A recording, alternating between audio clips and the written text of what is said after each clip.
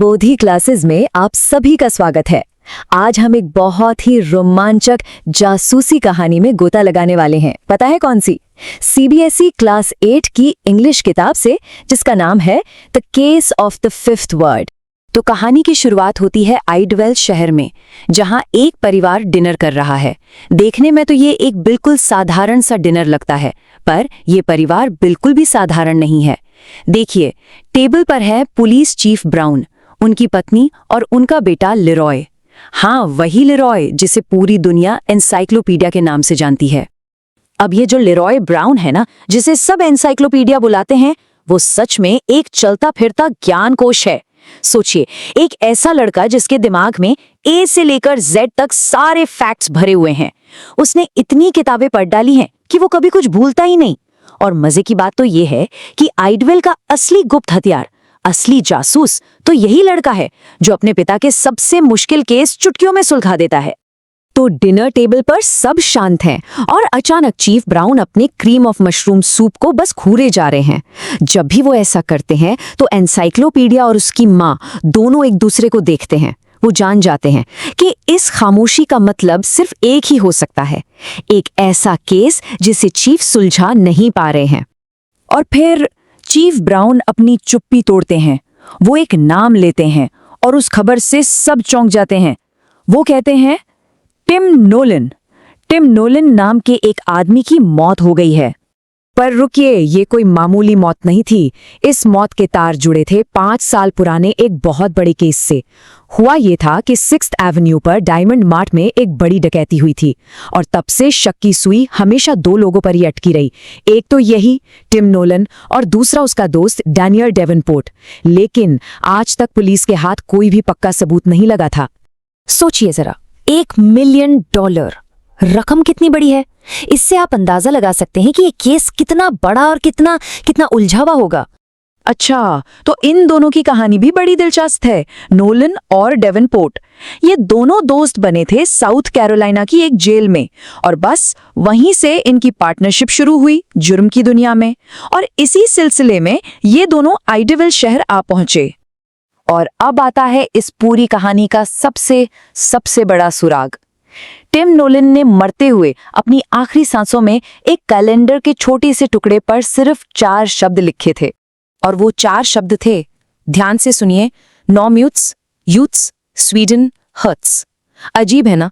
भला इन शब्दों का क्या मतलब हो सकता है? अब मिसेस ब्राउन, जो खुद एक इंग्लिश टीचर रह चुकी हैं, उन्होंने अपनी पूरी कोशिश की। उन्होंने सोचा, नॉम का मतलब नॉमिनेटिव हो सकता है, ग्रामर वाला। यूनिट्स एक जनजाति का नाम है, स्वीडन तो एक देश है, और हर्ट्स का मतलब है दर्द। पर सब मिला के कुछ समझ ही नहीं आ रहा था, कोई मतलब ही नहीं निकल रहा था। उन्होंने हार मानकर कहा, मैं तो इसे नहीं समझ पा रही हूं। अब सोचिए, जब घर के बड़े भी इस पहेली में ऐसे उलझ जाएं तो केस कितना मुश्किल लग रहा होगा। लेकिन दूसरी तरफ था एनसाइक्लोपीडिया। उसका दिमाग वो तो किसी और ही दिशा में दौड़ रहा था। उसने धीरे से अपनी कुर्सी पर पीछे टेक लगाई और अपनी आंखें बंद कर ली।